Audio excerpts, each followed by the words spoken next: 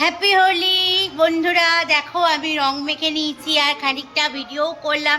এখন তোমার দাদাভাইকে একটু রং মাখাতে যাচ্ছি। তোমার দাদাভাই এখন কোথায় সেটা আমি জানি না।